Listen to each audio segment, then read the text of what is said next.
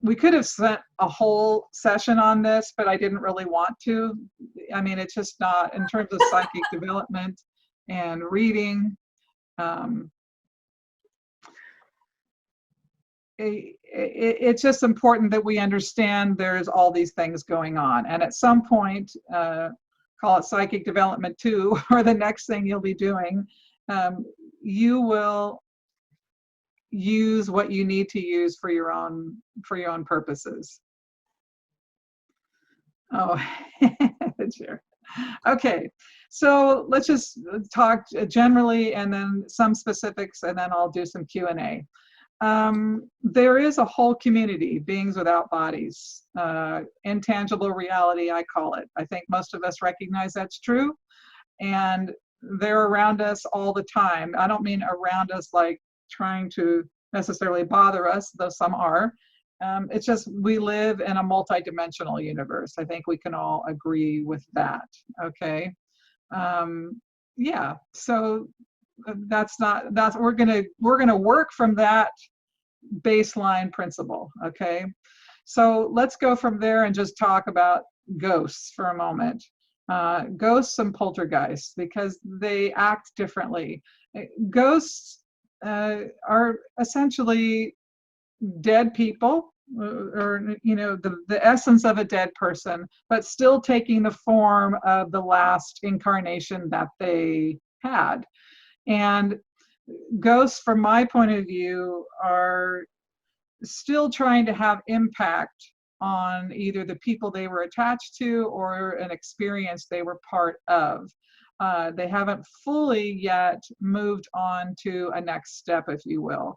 And I see that a lot when I have done mediumship or read people who've transitioned. Some people transition more quickly and some people take longer, just like in life. So they exist, and where are they in relationship to us? Most ghosts are, within about 3 feet. How do you say it? Like 3 feet above us. It's not like people always look up, but they're really everything's very close to us. And when we think about a ghost or an entity or a being of any kind, that's the currency that they travel on. So we can bring people closer to us. So for instance, doing a mediumship reading, I will call upon that person, and then they come forward, and they either stand back or they come forward based upon the connection, or if they even want to be there. Ghosts, in terms of like properties and locations, I was reading someone yesterday, well, she actually had a poltergeist, but it was very clear that the property that her home was built upon, there was some kind of funky energy around it. And not funky, but it wasn't necessarily malevolent, but that it hadn't fully processed into another reality yet. So it was still attached to the circumstance. To me, that's ghosts. And they tend to be attached to people and or locations. Poltergeists, on the other hand, these are the ones who cause us. That's why I put the little chair down in the corner being moved around. They move stuff. They make things happen. They don't have to be malevolent, but they do feed off of energy, stress energy, and heightened emotion energy. Emotion and stress is their currency. So poltergeists, like ghosts, can be attached to properties and or people, but they can also just be attached to energy. So if you're at a grocery store that, just got robbed and people are really afraid, there could be beings out there just waiting for an opportune moment to follow a pattern of intense energy, and you can bring one home with you. I had a client a couple years ago, maybe it's 3 years ago. She was having issues with her bed moving and things moving around her house, and she was freaking out. And not that I wouldn't be, but she was out of work, and she was a single mom, 2 kids, and she had a lot of expenses, and she was just really unbelievably stressed about not having a job. And I'm like, well, you have this being isn't attached to you, and it's not attached to your property. It's attached. You picked it up somewhere. You're out and about, and you brought it home with you. and it's feeding off of your stress. And so most of our sessions were about getting her stress calmed down. And as she calmed down her stress, the poltergeist went away. That was one piece about it. But poltergeists, they're the ones that move things. I had someone last night who I did a session with unplugging her cell phone and dropping it on the floor from her dresser while she sleeps, and she did it. It did it twice. And this actually was a different situation. There was a ghost and a poltergeist here, and there's a couple things I had to do with her. But when I was preparing her audio for her to send to her, because there were some things I told her to do, the audio just disappeared. So, I mean, I can't find it anywhere on my computer. It went bye-bye. So it's pretty interesting that that particular entity sort of impacted my space as well. So interesting about that. But there's ways and means you can deal with these entities. I think one of the most important things to remember about all of these is, just like in life, good boundaries are really the name of the game. Who you let in, who you don't let in. And that you do have to be emphatic at times, especially if any of you've had a boyfriend or a girlfriend who has been a pain in the rear and they won't leave you alone. Sometimes you have to say, dude or lady, whatever, bad things are going to happen if you don't leave me the F alone. I mean, sometimes it comes to that. And it's not that different with beings without bodies, that sometimes we have to have really good boundaries, and that that's a two-way.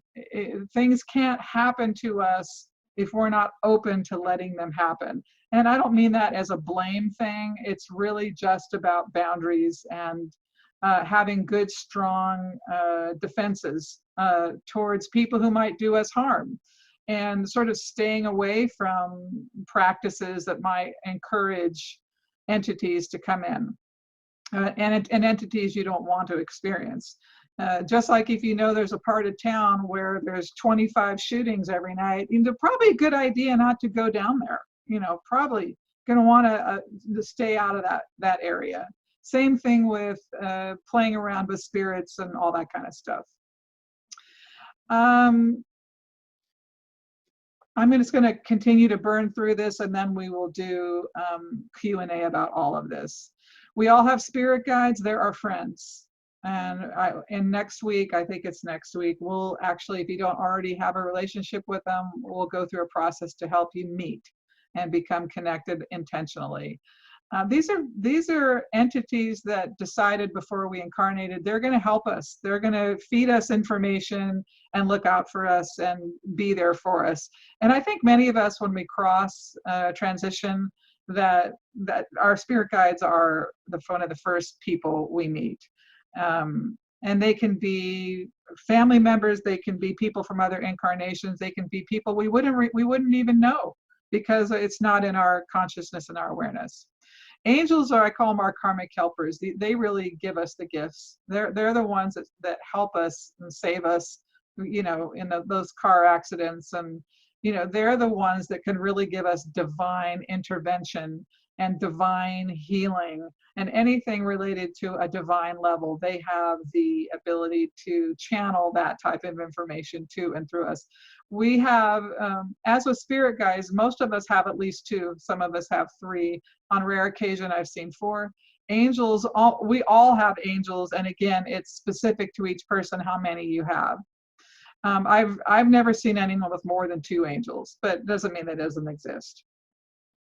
Then I have a category others, frequency feeders and formless shapes.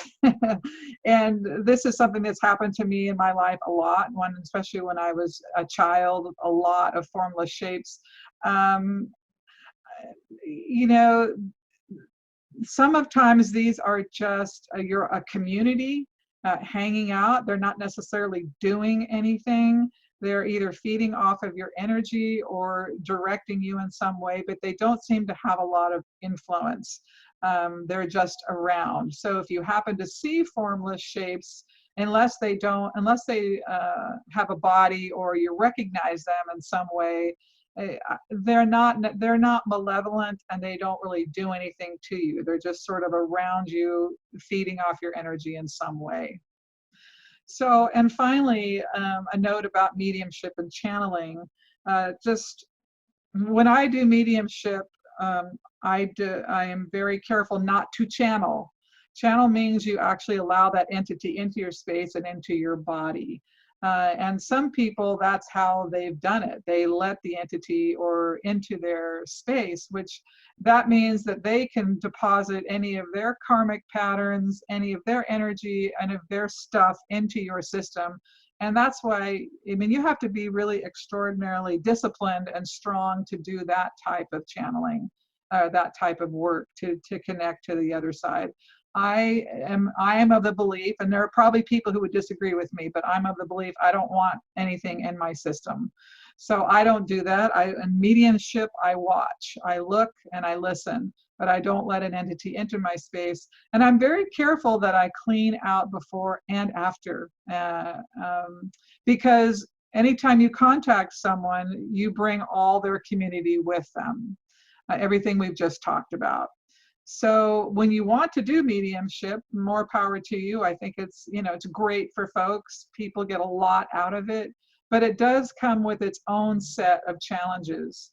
And sometimes I notice people who do mediumship have a lot more health issues. They have a lot more relationship issues.